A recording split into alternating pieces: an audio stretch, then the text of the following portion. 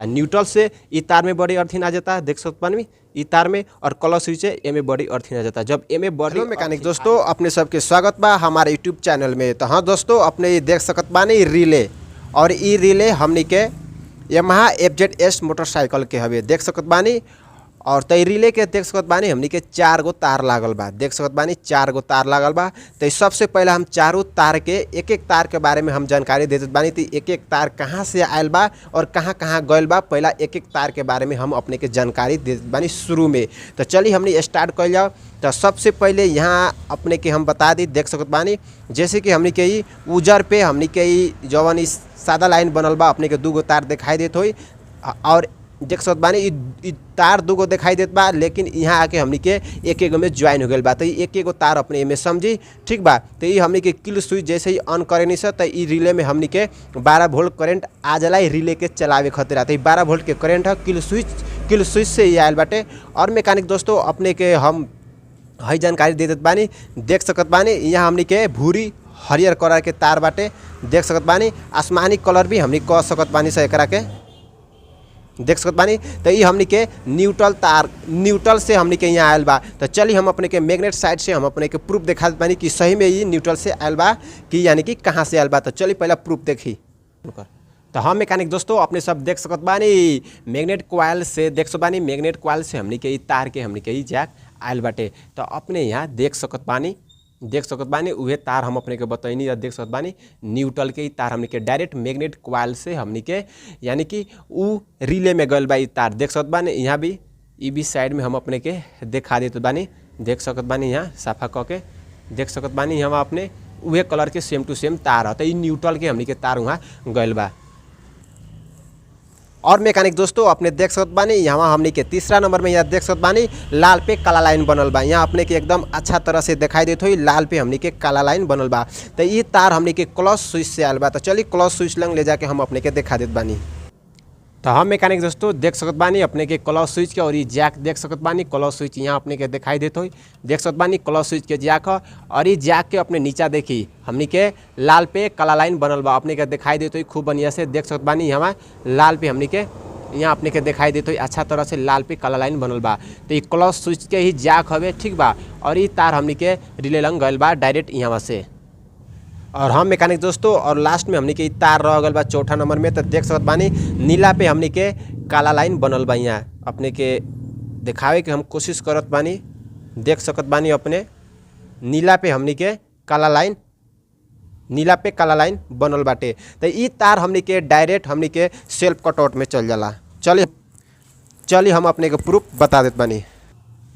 तो हम मैकेनिक दोस्तों अपने देख सकत बानी नीला पे काला लाइन ई तार अपने के दिखाई देत होई, नीला और काला लाइन बनल बा, बहुत यानी पतला काला लाइन बनल बा, इतना अच्छा से नइखे दिखाई देत, देख सकत बानी नीला पे काला लाइन बनल बा।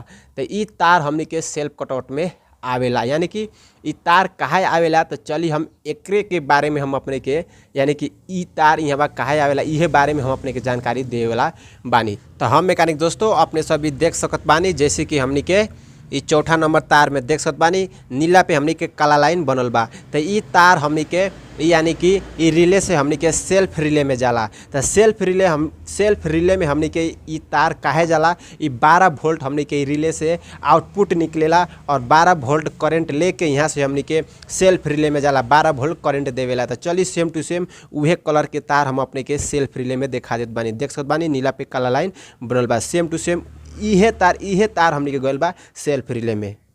हाँ तो देख सकत बानी अपने नीला पे काला लाइन हमनी के यहाँ बनल बा, देख सकत बानी नीला पे काला लाइन बनल बा। तो ई हमनी के सेल्फ रिले अपने यहाँ देखी, और हमनी के जैक ऐसी हमनी के जैक में लाग रहेला। तो ई हमनी के ई रिले में 12 वोल्ट करंट हमनी के उ रिले से सेल्फ रिले में 12 वोल्ट करंट आवेला, और हमनी के ई रिले चले खतरा 12 वोल्ट करंट तो रिले से एमे आ गल, और हमनी के बड़ी अर्थिंग के जरूरी पड़ी ई रिले के एक्टिवेट करे खतरा, यानी कि रिले के चलावे खतरा। तो हमनी के ई तार अपने के दिखाई देत होई, हमनी के नीला पे उजर लाइन बनल बा, देखी यहाँ नीला पे उजर लाइन बनल बा। तो ई तार हमनी के बड़ी अर्थिंग ई तार में से एमे सेल्फ रिले में हमनी के आवेला। तो जैसे कि हमनी देख सकत बानी सेल्फ के स्विच अपने यहाँ के दिखाई देते हुई। तो जैसे ही हमने एमे सेल्फ दाबम स तो सेल्फ दाबम स तो हमनी के इस सेल्फ रिले पर हमनी के बॉडी अर्थिन इस सेल्फ रिले पर चलाई और ई अपने के हम अपने के इससे पहले हम ई तार बतैनी है ई नीला पे काला लाइन। तो ई हमनी के एमे 12 वोल्ट चलाई और सेल्फ बटन दबावला पर एमे हमनी के बॉडी अर्थिन चलाई और हमनी के इस सेल्फ का होई कि यानी कि एक्टिवेट हो जाए हमनी के काम करी। तो चली एमे हमनी के 12 वोल्ट करेंट केंगे आवेला तो उ हम अपने के जानकारी देत बानी। तो देख सकत बानी हमनी के ई न्यूट्रल के तार हवे, देख सकत बानी हम अपने को पहले ही भी अपने के बतैनी है न्यूट्रल के ही तार हवे। तो का होखेला जैसे कि हमनी के मोटरसाइकिल न्यूट्रल में खड़ा रहेला तो न्यूट्रल में खड़ा रहेला तो हमनी सेल्फ मारे नहीं से तो हमनी के सेल्फ चल जाला।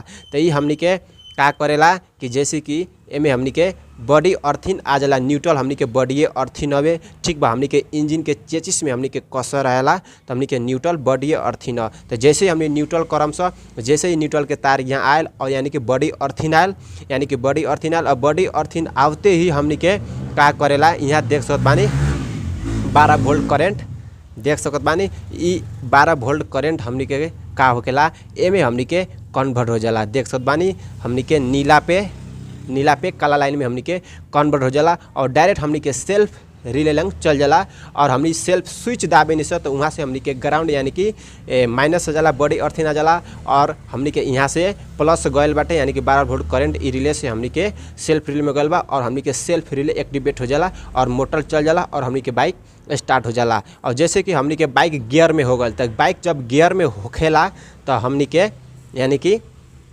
न्यूट्रल के अर्थिन यहाँ आवे ना सकी यानी कि बाइक गियर में रही तो न्यूट्रल के अर्थिन ना आ सकी और न्यूट्रल बत्ती भी ना बरी। तो हमनी के क्लच दाबे नहीं स तब हमनी के सेल्फ चलेला। तो यहाँ बात के अपने समझे के कोशिश करी जब हमनी क्लच दाबे नहीं स तो देख सकत बानी क्लच से भी हमनी के बॉडी अर्थिन आवता। जैसे हमनी क्लच दाबे नहीं स तो क्लच स्विच वहाँ लाग रहेला तो क्लच स्विच लाग रहेला तो क्लच स्विच से हमनी के ये में बॉडी अर्थिन आवेला। तो देख सकत बानी लाल पे हमनी के काला लाइन बनल बा एमे हमनी के बॉडी अर्थिन आ जाता।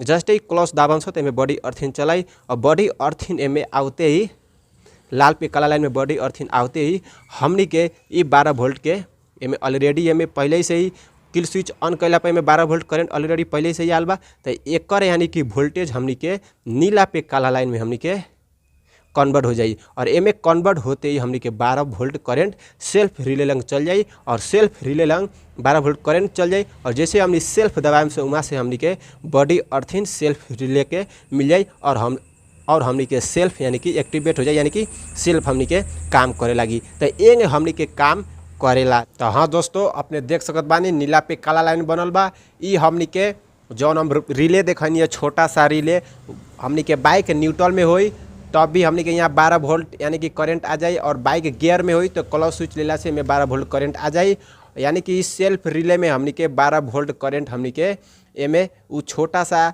एगो रिले बा उ द्वारा से 12 वोल्ट करंट हमनी के एमे आ जाता और हमनी के एमे रह गए माइनस के हमनी के दे खतरा तभी हमनी के इस सेल्फ यानी कि एक्टिवेट हुई सेल्फ हमनी के यानी कि ई रिले हमनी के काम करी। तो माइनस हमनी के यानी कि बॉडी अर्थिन हमनी के देख सकत बानी नीला पे सादा लाइन अपने के दिखाई देत हुई ई हमनी के सेल्फ बटन दबाएम स तो एमे हमनी के ग्राउंड आ जाए यानी कि माइनस आ जाए यानी कि बॉडी अर्थिन में आ जाए और ऑलरेडी हमनी के एमे 12 वोल्ट करंट आ गल बा और एमे माइनस आ जाए सेल्फ स्विच दबाएम स। तो देख सकत बानी सेल्फ स्विच जैसे ही हमनी यहाँ सेल्फ स्विच दबाएम स तो हमनी के यहाँ ग्राउंड आ जाए यानी कि हमनी के बॉडी अर्थिन आ जाए और हमनी के सेल्फ कटआउट हमनी के एक्टिवेट हो जाए सेल्फ कटआउट हमनी के काम करे लगी।